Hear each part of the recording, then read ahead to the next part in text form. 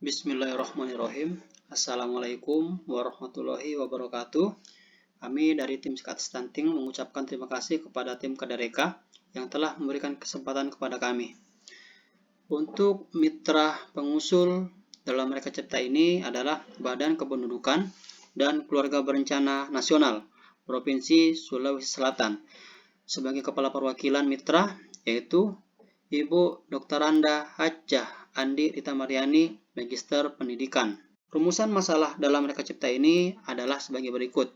Saat ini, Provinsi Sulawesi Selatan termasuk menjadi provinsi yang telah berhasil menekan angka stunting hingga mencapai 9,08%.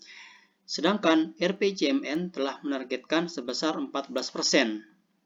Sekalipun angka stunting sudah bisa ditekan dengan baik, namun potensi lonjakan kasus di kemudian hari akan kembali meningkat. Hal ini disebabkan karena pertumbuhan penduduk dengan pertumbuhan ekonomi tidak seimbang.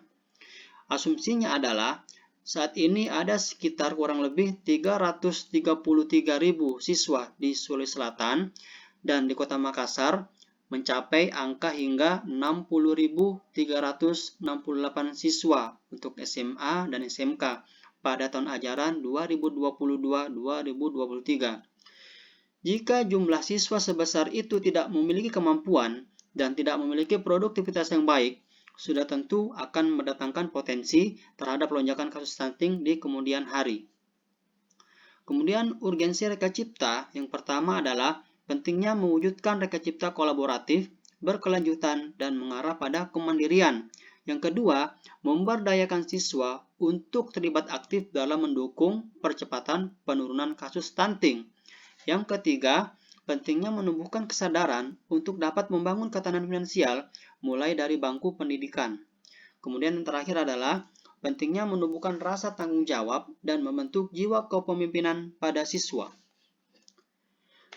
Melihat dari masalah yang kami sampaikan di atas, maka dari itu kami mengusulkan program Sikat Stunting dengan substansi judul Upaya Menekan Peningkatan Kasus Stunting dengan pelibatan siswa sekolah menengah atas atau sederajat kelas 12 serta guru dengan pendekatan edukasi, kreativitas, adaptif, dan terampil di Kota Makassar, Sulawesi Selatan.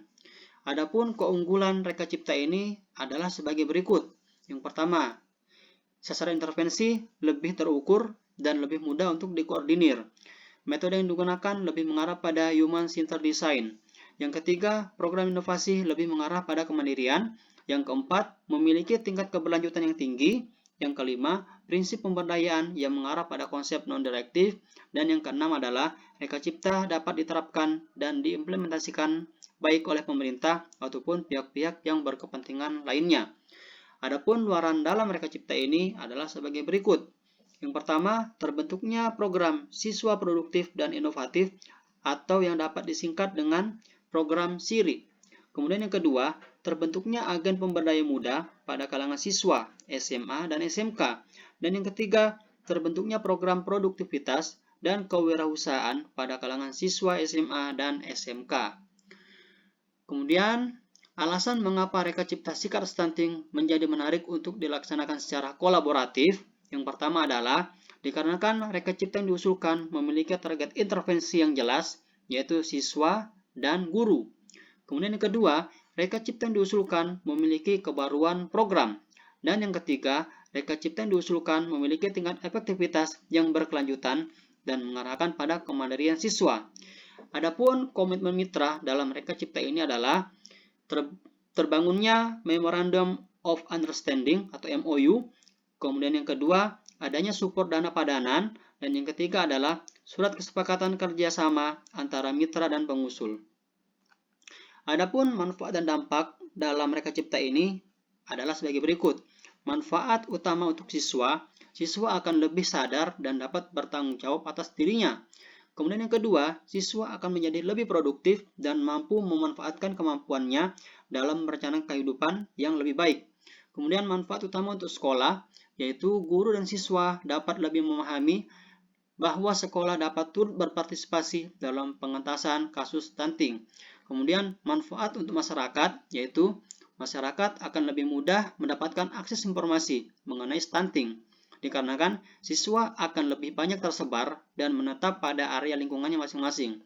Kemudian manfaat bagi pemerintah, target mencegah peningkatan kasus stunting akan lebih maksimal karena keterlibatan sektor pendidikan yang turut serta dalam upaya penurunan stunting.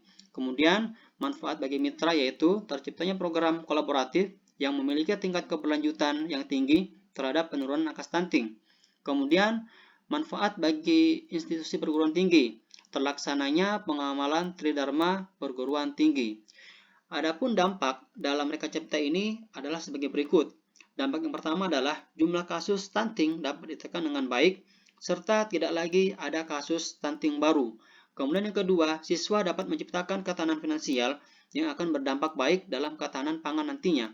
Kemudian yang ketiga, siswa akan lebih siap ketika sudah ingin merencanakan untuk berumah tangga. Sekian atas waktu dan kesempatan. Kami ucapkan terima kasih. Wassalamualaikum warahmatullahi wabarakatuh.